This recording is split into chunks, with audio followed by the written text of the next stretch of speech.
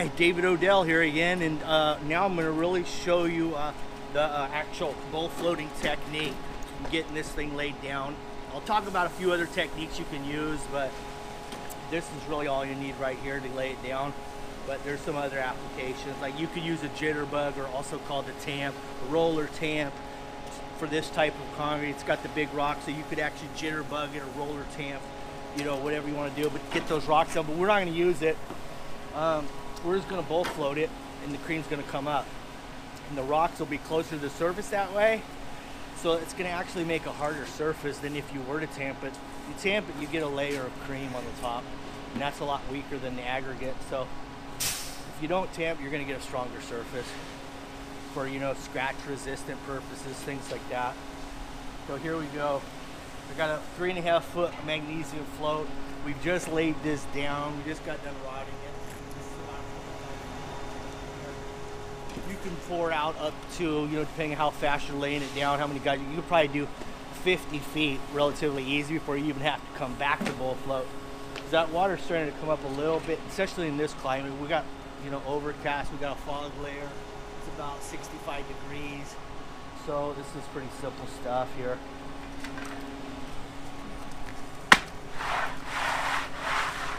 You see that? You know, in that bowl float, you see those holes starting to show? From what happened there is when the rod came across, there was obviously some holes underneath that rod that weren't caught during the rotting process. So now what we got to do is either get somebody to come back and start sprinkling concrete in those holes, or you just stop and then you go over here. And now this is why you have two wheelbarrows.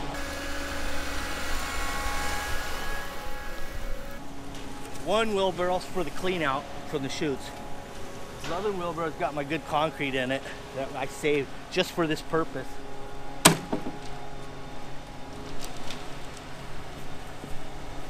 Here's how much concrete I saved just for, you know, things like this that we're running into right now.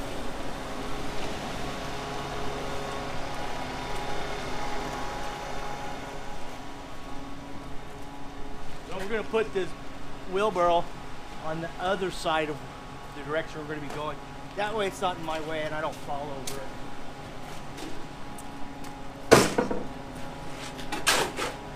This is all, to tell you the truth, a lot of this is just common sense.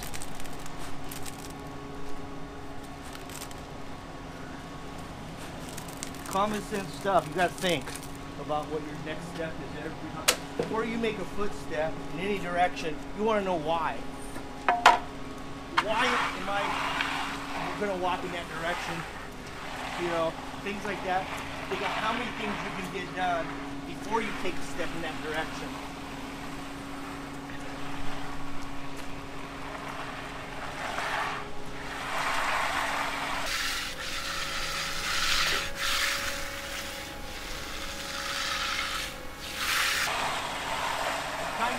See a hole coming up right there, and there's a hole in the float over there. See that right there? That one looks like it's not going to close up on you. So we're going to cast it. Yeah, there's some in. There's a hole, and we're going to get it right now. Bingo.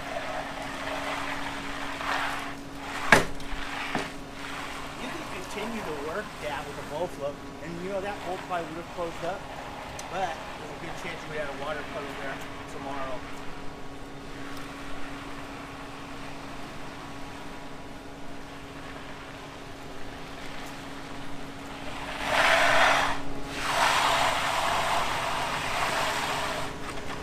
Here's a nice little technique here. You want to really get some juice coming up. You don't have a tamp. Concrete's getting hard on you. Jiggle it. Like that. Go.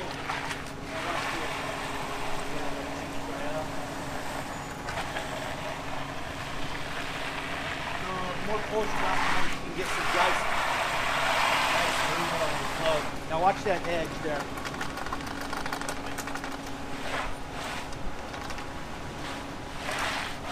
Now I'm finding a hole right there. See that? That's a big hole. Either that or we have a high spot. We may have a high spot on either side of that, so I'll run over here to the side of that. Yeah, let's see if I'm riding high. Not really. So it is a low point. We're gonna go around and dash it out.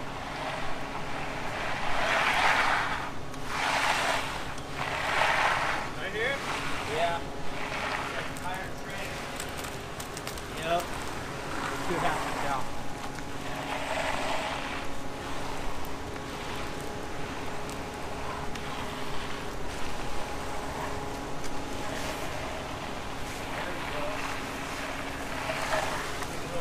I never bring the bull float off the concrete. I just angle it to get over. You know, and you never want to pick up the bull float either. And you'll find how that can wear you down, especially on a big floor. If you're trying to pick up the bull float and move it over every time. You just want to let the bull float kind of do the work.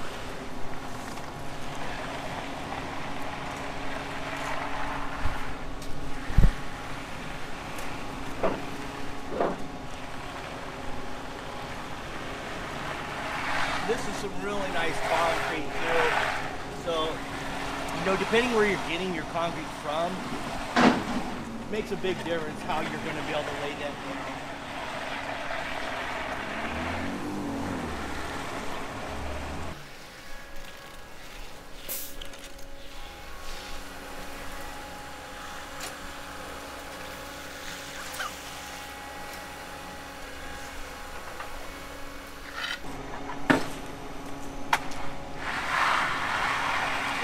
We have a valley.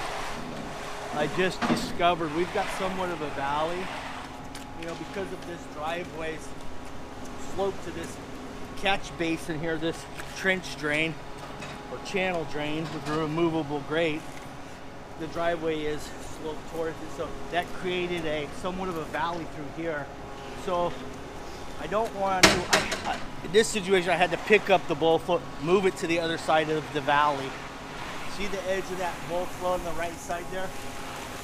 That's the valley. So if you were like this, and the center of your bull float was over the low point of that valley, well, you don't have a valley anymore. So what you do, keep the edge of that bull float on that valley, twisting the handles to the right.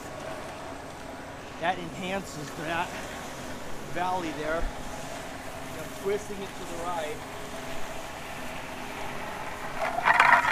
Now I'm going to go to the left side of the valley. I'm going to twist it to the left. And that's maintaining that valley in good shape that the rod left us. I'm not trying to move the concrete around. I'm just trying to go with what the rod board gave me. You don't need to get too creative and start moving concrete around. That's what the shovel and the rod board did. And right now what we're doing is just the best that we can.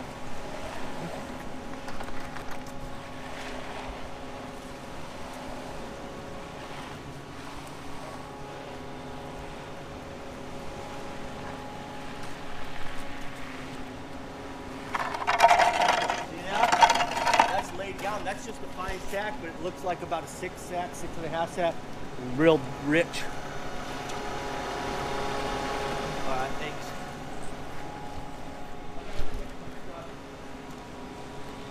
Now the hard part.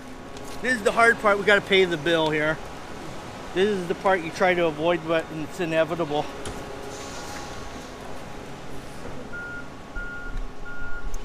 Thank you for watching this video. This is was all about bull floating. Some little tricks and tips on that. The audio broke up a few times. We had, well, the problem with our audio system is wherever the camera's pointing, that's where the speaker is. So what we're gonna do in the future is disconnect the speaker and keep that towards me, even when the camera isn't. So we should be able to fix that pretty easy for our next video. Stay tuned. We're gonna keep throwing little tips and tricks on there as we go. Have a good one. Talk to you later.